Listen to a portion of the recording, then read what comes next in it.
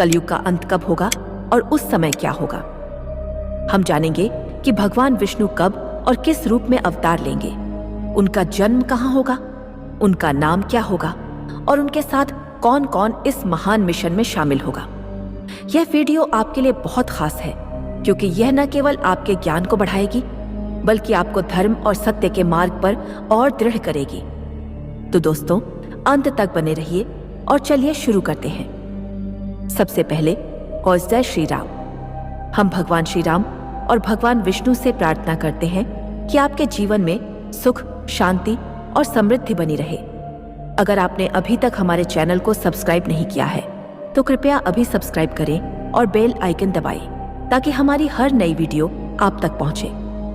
तो चलिए अब इस रोचक यात्रा की शुरुआत करते हैं। सनातन धर्म में समय को 4 युगों में विभाजित किया गया है: सतयुग, त्रेता युग, द्वापर युग और कलयुग। इनमें से कलयुग वह युग है जिसमें हम अब भी जी रहे हैं। यह युग सभी युगों में सबसे अधिक पापी और चुनौतीपूर्ण माना जाता है। लेकिन दोस्तों, क्या आप जानते हैं कि कलयुग की अवधि कितनी लंबी है और इसका अंत कब होगा? दोस्तों, कलयुग को सभी युगों में सबसे कठिन इसलिए माना जाता है क्योंकि यहाँ अधर्म, पाप और अनैतिकता का बोलबाला होता है। जैसे जैसे कलयुग आगे बढ़ेगा, यह घोर कलयुग कासिन में बदल जाएगा। पुराणों में इस समय का वर्णन इतना भयावह है कि सुनकर रोंगटे खड़े हो जाते हैं। आइए जानते हैं कि घोर कलयुग में क्या क्या होगा। पुराणों के अनुसार घोर कलयुग में इंसानों की औसत आयु घटकर केवल 20 वर्षाणु रह जाएगी। आज हम 20 साल के युवाओं को नई पीढ़ी कहते हैं, लेकिन उस समय 20 साल का व्यक्ति अपनी मृत्यु के करीब होगा। छोटे बच्चों के बाल 2-3 साल की उम्र में ही सफेद होने लगेंगे और मानव शरीर कमजोर और रोगग्रस्त हो जाएगा।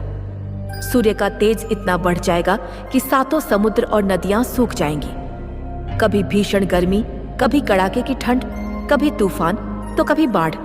मौसम पूरी तरह अनियंत्रित हो जाएगा। धरती पर अनाज उगना बंद हो जाएगा और भोजन की कमी इतनी होगी कि लोग इंसानी मांस तक खाने को मजबूर हो जाएंगे। रिश्तों की पवित्रता खत्म हो जाएगी। भाई भाई का दुश्मन बनेगा और पति पत्नी के बीच विश्वास टूट जाएगा। कोई भी स्त्री अपने पति के प्रति वफादार नहीं रहेगी। 16 साल की बच्चियां मां बनने लगेंगी और समाज में अनैतिकता चरम पर होगी। लोग पूजा पाठ, वेदों और शास्त्रों का पालन करना भूल जाएंगे। धर्मगुरु अपने स्वार्थ के लिए लोगों का शोषण करेंगे और उनके आचरण राक्षसी होंगे। गंगा जैसे पवित्र तीर्थों को लोग तीर्थ मानना बंद कर देंगे और दूर के तालाबों को ही तीर्थ समझेंगे। धन ही इंसान की पहचान और सम्मान का आधार होगा। जिसके पास जितना धन होगा उसे उतना ही गुणी और सम्मानित माना जाएगा। लोग धन के लिए अपने सगे संबंधियों तक का खून बहाने से नहीं हिचकेंगे। घोर कलयुग में क्ली पुरुषपालो नामक एक राक्षसी शक्ति का उदय होगा। वह अधर्म का प्रतीक होगा और अपनी मायावी शक्तियों से लोगों को वशीभूत कर लेगा। लोग उसे ही भगवान मानने लगेंगे और उसकी आज्ञा का पालन करेंगे। वह इंसानों को ऐसी शक्तियां देगा जिससे उनकी ताकत देवताओं से भी अधिक हो जाएगी। भगवान कल्कि का अवतार। जब धरती पर पाप और अधर्म अपने चरम पर होगा, तब सनातन धर्म की रक्षा के लिए भगवान विष्णु अपने 10वें और अंतिम अवतार अकल्किदा के रूप में अवतरित होंगे। रामचरितमानस, श्रीमद् भागवत पुराण और अतकल्कि पुराण में उनके अवतार का विस्तृत वर्णन मिलता है।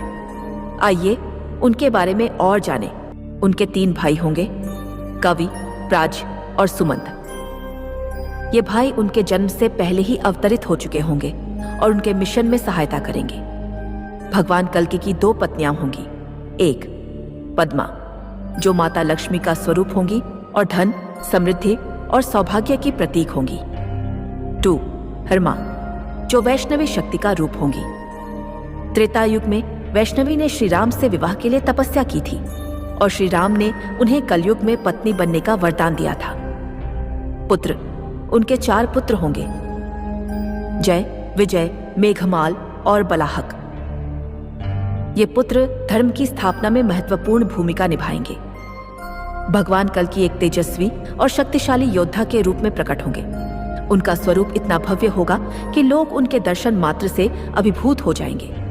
देवदत्त, एक सफेद घोड़ा जो उनकी शक्ति, गति और धर्म के प्रतीक होगा। इस घोड़े पर सवार होकर वे पापियों का नाश करेंगे। उनके पास रत्नमरुति नामक एक दिव्य तलवार होगी जो अधर्म को काटने में सक्षम होगी। इसके अलावा वे अन्य दिव्य अस्त्र शस्त्रों से भी सुसज्जित होंगे। भगवान परशुराम, जो विष्णु के छठे अवतार हैं, आज भी महेंद्रगिरी पर्वत पर तपस्या में लीन हैं। वे भगवान कल्कि के गुरु होंगे। परशुराम जी उन्हें वेदों, शास्त्रों, युद्ध कौशल और धर्म का गहन ज्ञान देंगे। उनकी शिक्षाएं कल्कि को अधर्म के खिलाफ युद्ध में अजेय बनाएंगी। भगवान कल्कि अपने मिशन में अकेले नहीं होंगे। उनके साथ कई चिरंजीवी अमर पुरुष होंगे जो उनके साथ कली पुरुष और उसके अनुयायियों का नाश करेंगे। आइए इन चिरंजीवियों के बारे में जानें। त्रेता युग के श्री राम भक्त हनुमान जी भगवान राम के वरदान के कारण आज भी धरती पर मौजूद हैं। वे कलयुग के अंत तक यहाँ रहेंगे। वे भगवान कल्कि के रूप में श्री राम के दर्शन करेंगे और कली पुरुष का वध करने में उनकी सहायता करेंगे। उनके द्वारा श्री राम से प्राप्त वचन का कार्यकाल कलयुग के अंत में समाप्त होगा और वे भगवान शिव में समा जाएंगे। विष्णु के छठे अवतार परशुराम जी कल्कि के गुरु होंगे। वे उन्हें युद्ध कौशल और धर्म का मार्ग दिखाएंगे। उनकी शक्ति और तेज कल्कि को पापियों के खिलाफ युद्ध में अजेय बनाएगा। महाभारत के द्रोणाचार्य के पुत्र अश्वत्थामा भगवान शिव के वरदान से चिरंजीवी हैं। वे भगवान कल्कि के शिशु रूप के दर्शन के लिए भिक्षु वेश में आएंगे। वे भी कल्कि के मिशन में सहायता करेंगे। कृपाचार्य और वेद व्यास भी चिरंजीवी हैं। वे भगवान कल्कि के दर्शन करेंगे और उनके मिशन में योगदान देंगे। वेद व्यास जी ने ही पुराणों में कलयुग के अंत और कल्कि अवतार का वर्णन किया है।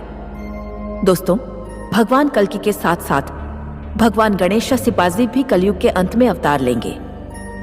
गणेश पुराण गीता के अनुसार वे धूम्रकेतु या सेनालिकेट शुभकर्णा मबेत के रूप में प्रकट होंगे। आइए उनके अवतार के बारे में जानें। गणेश जी 4 भुजाओं से युक्त होंगे और उनके शरीर से नीली ज्वालाएं निकलेंगी।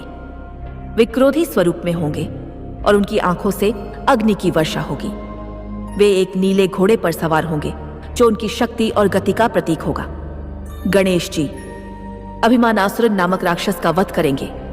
ये राक्षस कली पुरुष की तरह ही अधर्म का प्रतीक होगा। धर्म की स्थापना। पापियों का नाश करने के बाद गणेश जी का क्रोध शांत होगा।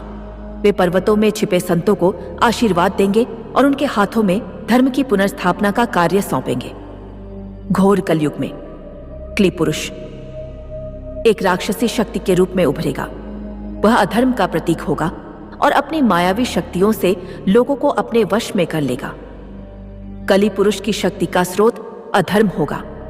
जितना अधिक अधर्म बढ़ेगा वह उतना ही ताकतवर होगा। लोग उसे भगवान मानने लगेंगे और उसकी आज्ञा का पालन करेंगे। वह इंसानों को शक्तियां देगा जिससे उनकी ताकत देवताओं से भी अधिक हो जाएगी।